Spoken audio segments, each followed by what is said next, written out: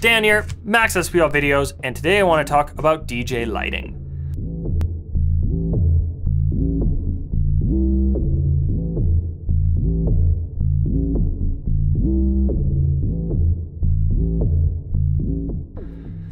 Okay, so you're a new DJ, you're looking to get into some lighting. Where do you start? Well, let me just start off with some negative stuff. I normally like to start with positive. You'll notice almost all my reviews and everything, I'm positive about everything. But here's what to avoid, because there are some big pitfalls when it comes to looking into DJ lighting these days.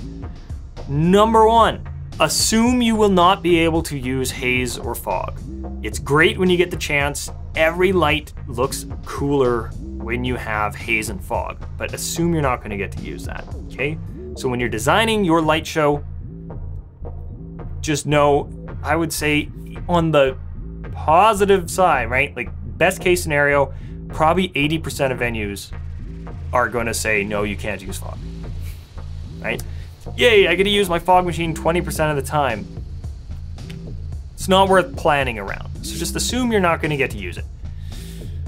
Therefore, I would heavily avoid lasers. Lasers look the best when they've got atmosphere, so you can see all the beams and you can see the scanners and things like that.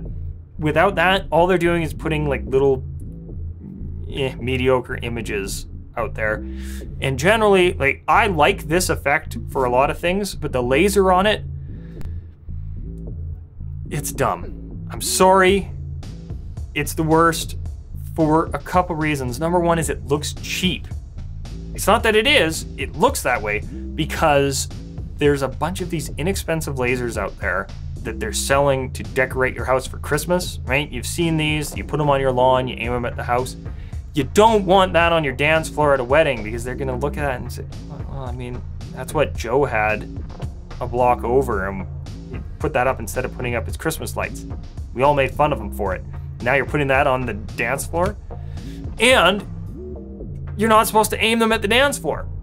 It's one of my biggest pet peeves with the advertisements for this unit here. Every ad shows it aimed down at the dance floor.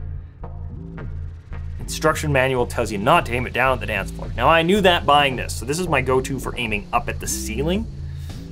Your mileage may vary. If you're in an area that lets you aim lasers down at the dance floor, especially when they're as weak as this one is, because the potential for eye harm is extremely low with this. But you don't want, you know, people not getting on the dance floor because they see lasers going on the dance floor and think, oh, but I hear those aren't good for your eyesight. We don't want that, so avoid that, okay? Another reason not to get lasers, and this is the same reason that you shouldn't get any of those lights that send out, you know, the small beams or the speckles everywhere.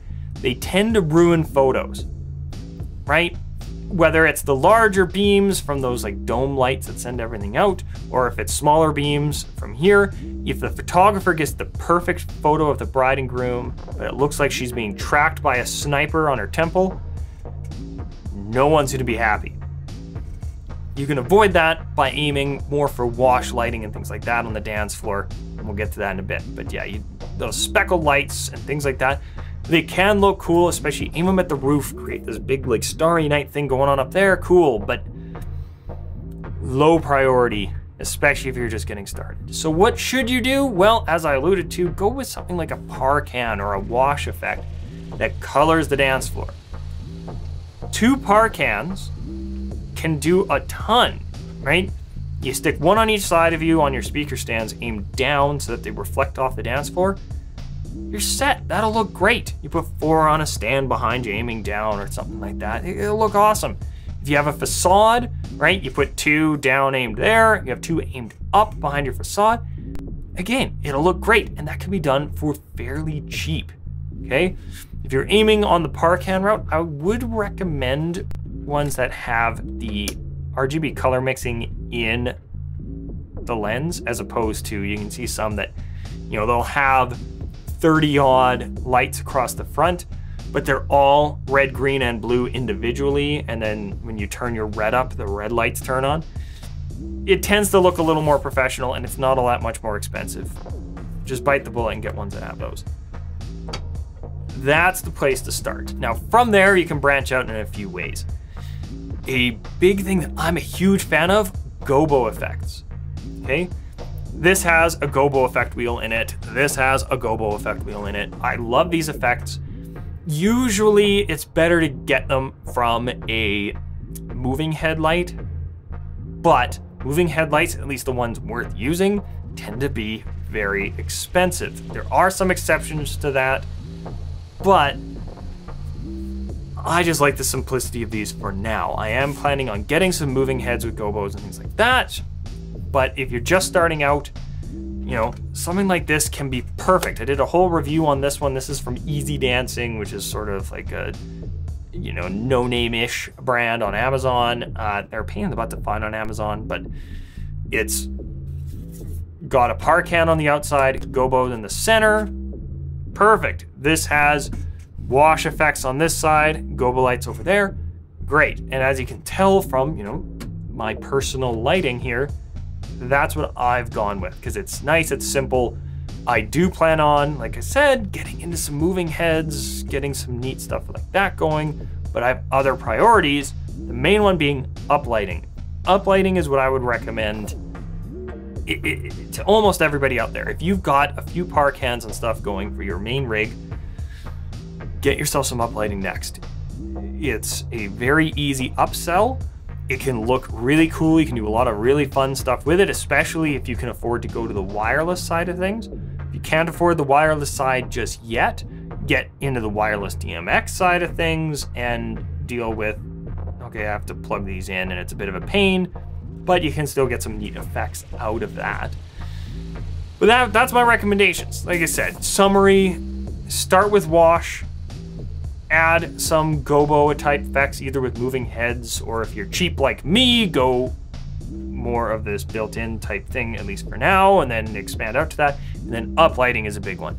You can start looking into things like gobo projectors and pin spots and things like that. But I would look at that after taking care of dance floor wash and a little bit of effect type stuff, but don't go crazy and get a bunch of lasers and stuff, and uplighting. I think those are the first big three to take care of, and then go wild from there. Because I mean, you can do whatever you want. So that's my advice, and that's the video. So if you like this advice, like, subscribe if you want. I will be doing some reviews of some other lighting units, like this Stinger Gobo here, and some of the moving headlights that I plan to get in the next little bit here. I do have a video of this Easy Dancing guy here that I think is a perfect first light for any DJ. More to come. Got some ideas for, you know, how to use outdated lights to still have some value in 2021.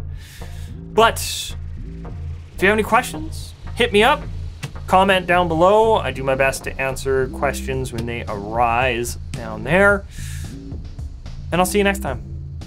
Hope this helped.